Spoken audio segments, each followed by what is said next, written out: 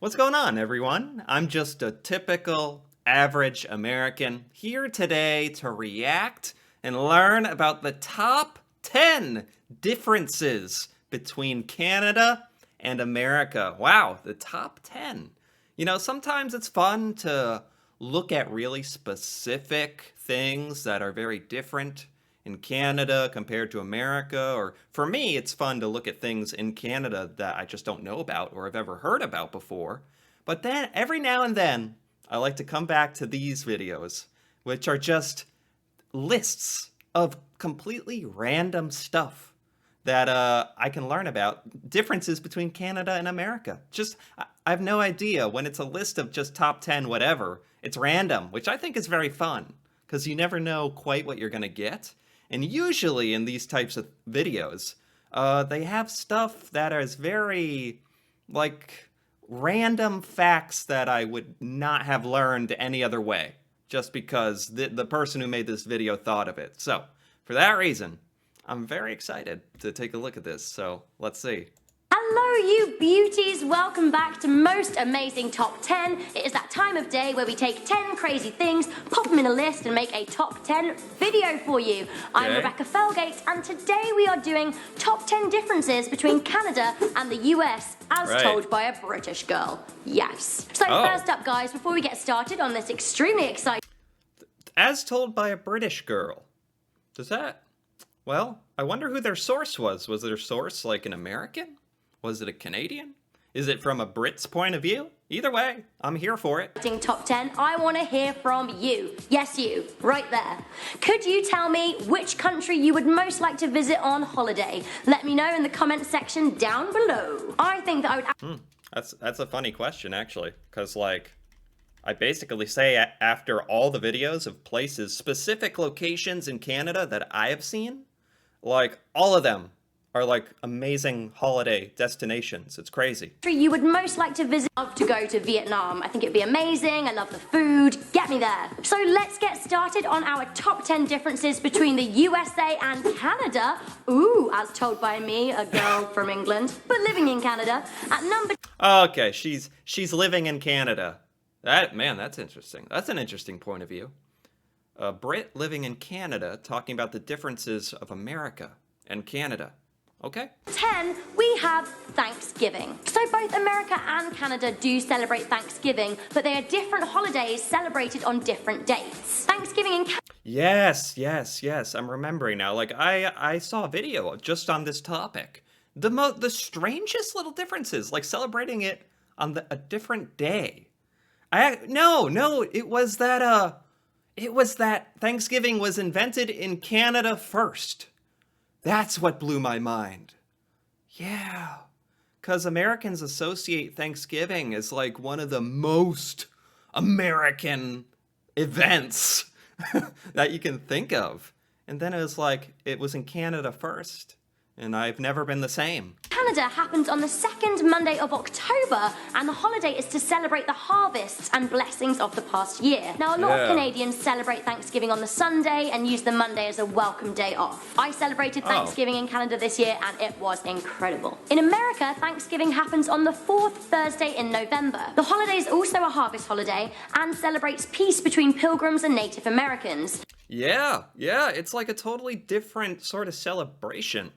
In America, it's all about, like, the Pilgrims and Native Americans and, like, a feast involved between them and peace and that whole thing. And it's more about, like, a harvest kind of thing in Canada.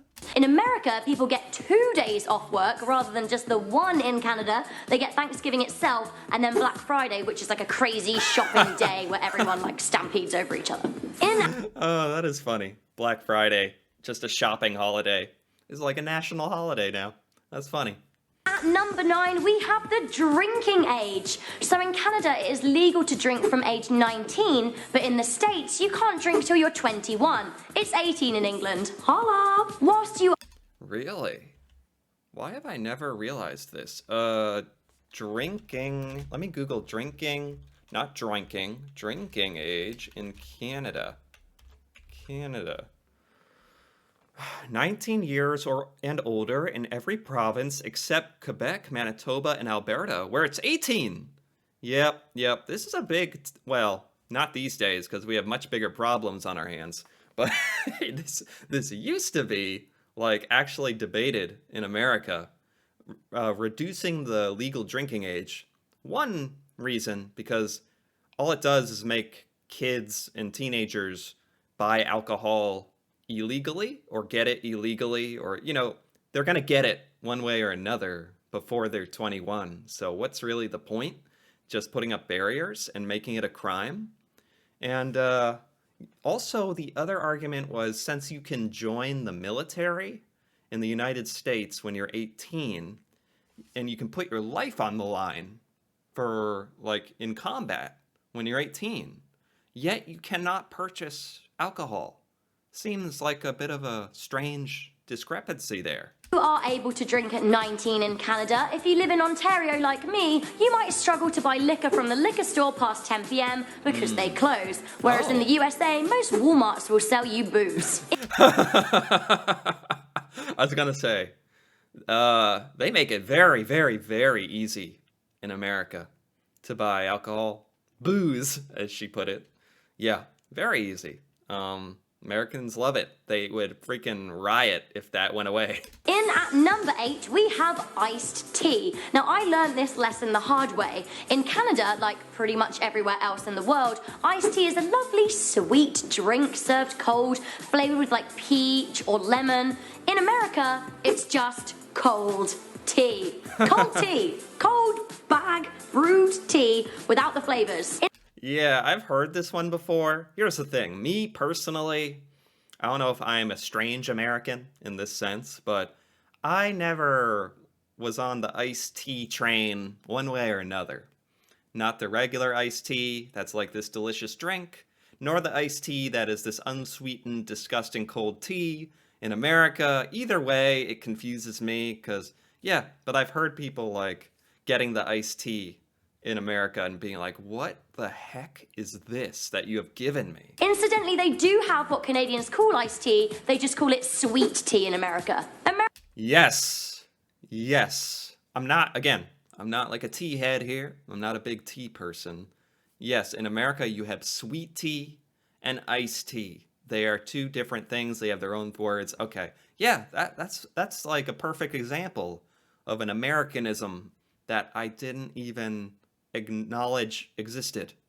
Like, it's just so familiar to me hearing that. Americans, saying it like it is, ish. Shoehorning in another beverage into our list, at number 7 we have coffee, Starbucks versus Tim Hortons. Now, moving to Canada, I had no idea that Tim Hortons was gonna be like a massive thing, but honestly, it's a national institution out here.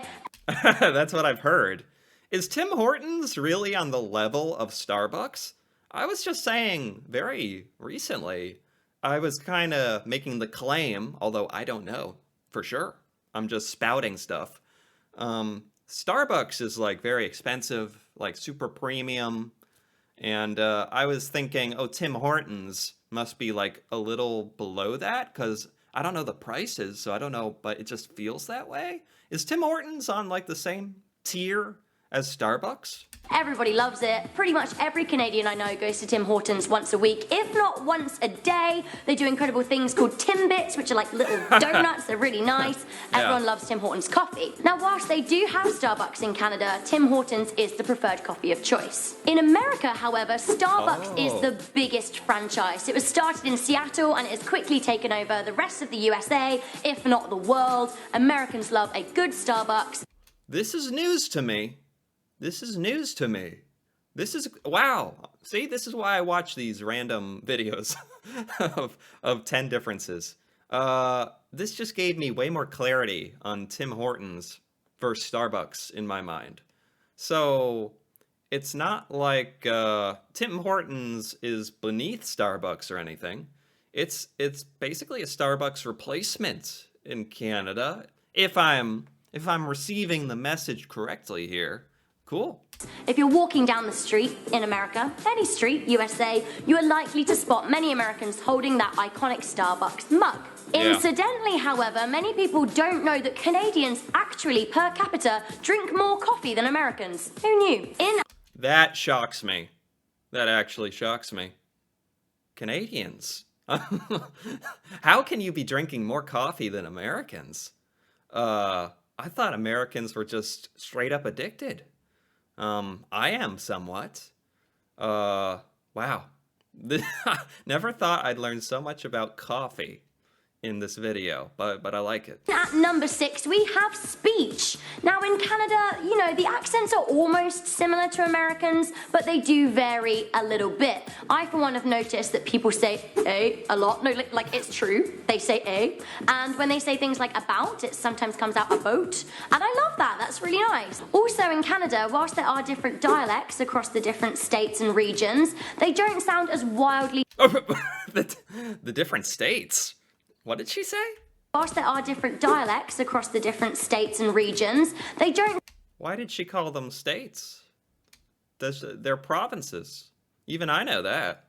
Oh boy. She's gonna catch some flack for that one. Maybe she misspoke, because this is about America and Canada. Also in Canada, whilst there are different... And, yes. But besides that, totally agree with the fact that Canadians definitely say A. I don't know if there's anything American that I could compare to that. I think there is. Maybe I'd say saying like, as in Americans will just use the word like or in the middle of a sentence just as a filler word. They may say like, I'm trying to think of like something to do like tomorrow. Something like that. That would be pretty extreme. That was 3 likes inserted into that sentence, but it's kind of a filler word. Also, dude, which is something I've found myself saying a bit more. Just putting the word dude at the end of a sentence.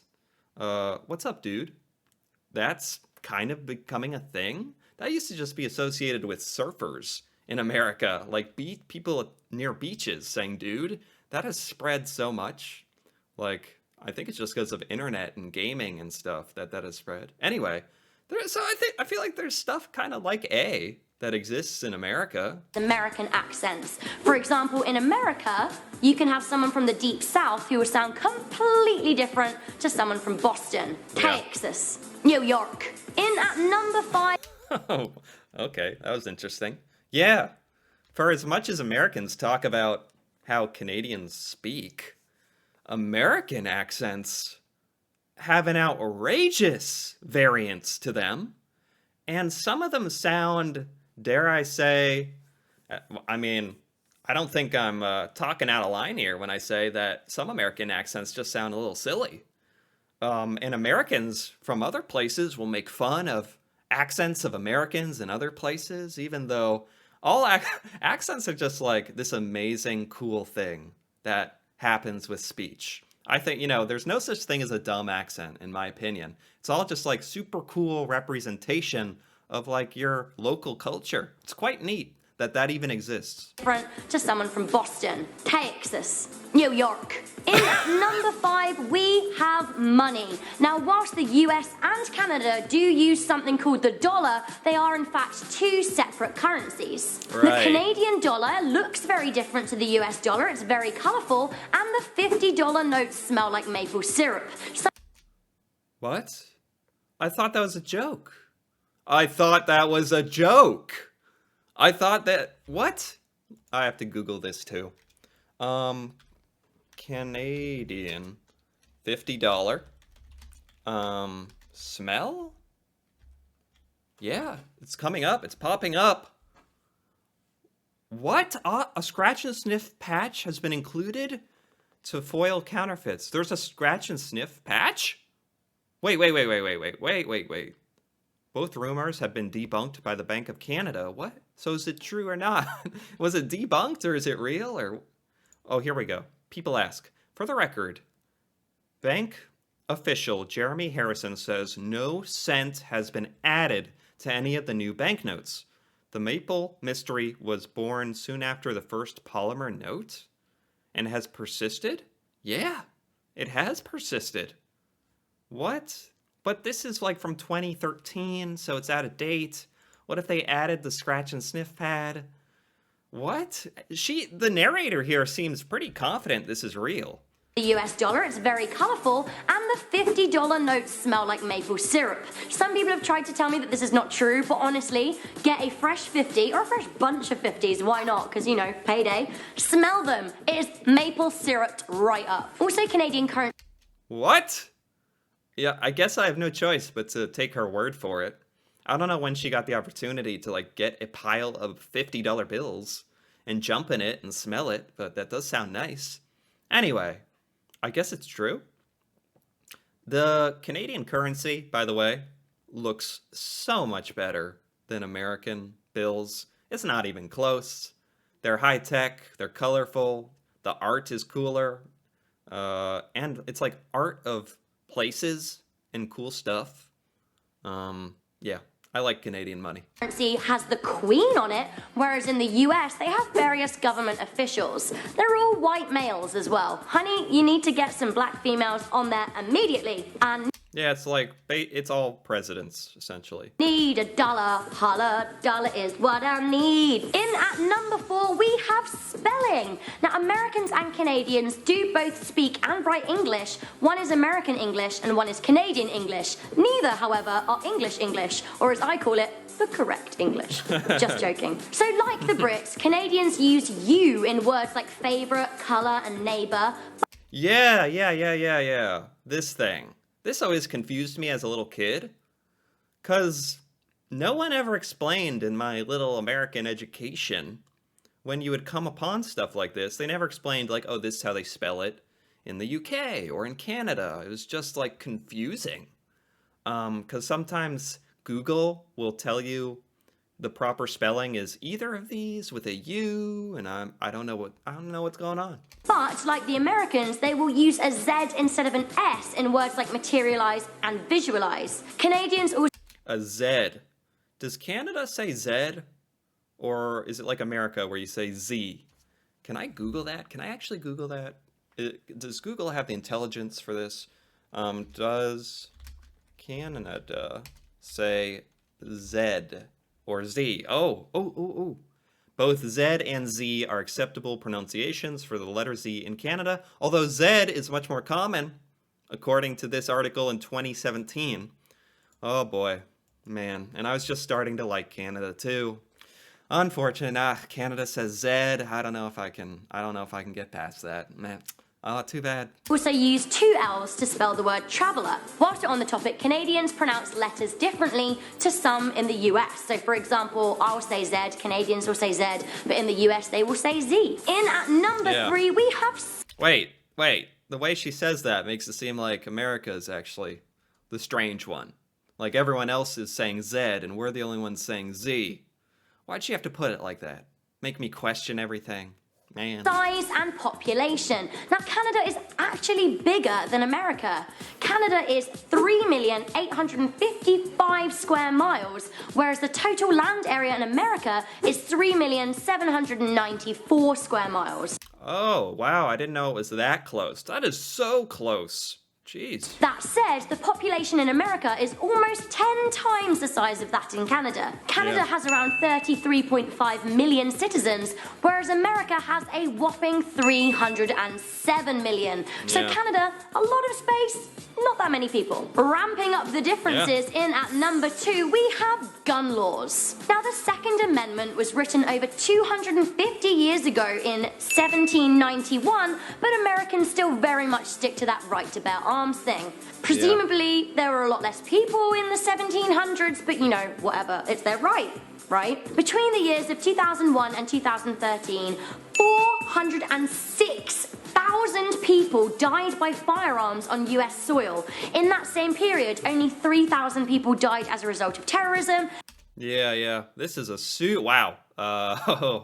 This is a controversial one for sure. I mean, all over the world, I imagine. And definitely in the United States, this is by many people considered to be like a super important right to maintain based on the Second Amendment. I've heard arguments for this, you know, that you need weapons to like protect yourself, or gosh, what was the original intent? It was like to make sure the people could be a militia, and that the people could like defend themselves from their own government if it came to that, or just to defend yourself from, oh, I guess robbers and criminals too. And then of course there's plenty of good arguments against it. When this law was written, guns, when this law was made, guns were not like how guns are today. Guns back then, it took you an hour to reload it. It took you like an hour to reload one bullet, and it wasn't the same as having this thing you have now that is quite literally a outrageously powerful, deadly weapon. So, yeah, this is highly, highly controversial, for sure. I don't know. No, I definitely don't know the gun laws in Canada, though.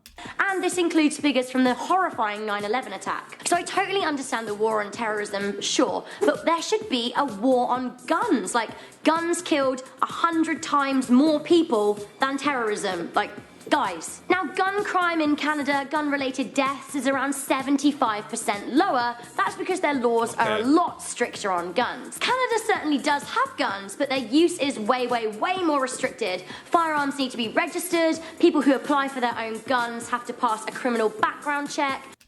Exactly. That is exactly one of the biggest points that I think is super important. The real problem in America is that getting a gun is much, much too easy. It should be like at least as difficult as getting a driver's license, right? Like if you're driving in a car, that's a weapon. You could kill someone if you don't know what you're doing.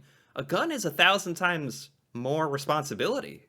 So it should be somewhat difficult to get a gun, and you should probably have to pass like exams and get it recertified that you are fit to have that responsibility of owning it. And yeah, that is definitely an issue that sounds like Canada is doing a much better job at that.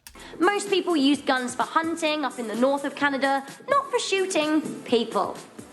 So maybe chill out on the guns. Okay guys, so we have reached that #1 moment in our top 10 differences between America and Canada. I mean, I feel like we've learned a lot. Me as a Brit, I've learned a lot. I, for one, can say that I certainly love both countries. America is incredible. There are so many places to visit. Canada is my new home. I love it a lot. But what is the #1 difference between these two fabulous countries? I will tell you. It is healthcare. Now, for me, this is the most important difference between Canada and America. Canadian citizens can receive free healthcare, meaning if they get injured, if they get hit by a bus, they don't have to sell their house to pay for the treatment if they're uninsured. This comes up time and time and time again as the major difference between Canada and the United States, and for good reason. It's for good reason. This is, as an American, I can confidently say, like the vast majority of Americans are very upset with the healthcare situation. The fact that, well, the care you get here is quite good. It's very pleasant. It's well done. It's just the finances of it. It's the fact that your life can be ruined by going in and with your broken arm or whatever and getting treatment. If you're not in a good financial situation, suddenly you're thousands and thousands and thousands of dollars in debt when you needed that to pay for your rent or something, depending on your personal financial situation. It could ruin you. Seeking medical care could ruin you, which is unbelievably, like, not good. Let's say that, to say the least. Not good. Now, England has been flying the flag for free healthcare for a long time, just saying. In Canada, large parts of the healthcare system are free. By free, I mean, like, you know, as I said, if you get hit by a bus, you won't have to sell your house. However, you know, you still have to pay things like prescription drugs, home care, and glasses. Now, this is all because of the Healthcare Act of 1984, and this regulates the quality of service that people get. In the USA, however, if you get sick and you're uninsured, you are in trouble. Luckily, many people do get insurance cover with their jobs, but if they happen to be out of work or they get sick on something that's not covered in their plan... Yeah, that's always a fun one. The old, oh, you have an insurance plan. meant to, you make monthly payments towards it, like insurance, like you do. And then you go in when you finally need help or something, and they tell you, oh, this procedure is not covered by your plan. Didn't you read the 5,000 pages of fine print about this? And it's like, yeah, that's always a fun one. This isn't covered. They can be in danger. Now, many people from the USA say that the fact that they have to pay for their healthcare means that they get a better quality of service. That said, for me, I like to know that if I fall down in the street, someone's going to pick me up, not check my bank balance first. So that is the end of our top 10 differences between America and Canada. Did I miss any out? Let me know what you think in the comments section below. Are there any differences that I didn't put in? I mean, I know we eat a lot of poutine here in Canada and cheeseburgers in America, but I still like cheeseburgers. Hooray! Wow, that was the bonus difference. Poutine versus cheeseburgers. Wow, who knew? This was by Most Amazing Top 10. I liked this. I liked it. This was exactly what I was hoping. A couple of these things I was kind of aware of. Several of these things I was not. I was not expecting. And I really appreciated that. Are there any comments here? By the way, I like to check the comments every now and then. This seemed like a fun video to see if there's any comments.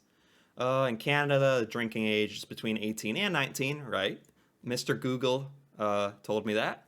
I like Canada. What a wonderful country. Oh, yeah, true. We have fruit and mint-flavored iced tea in the United States.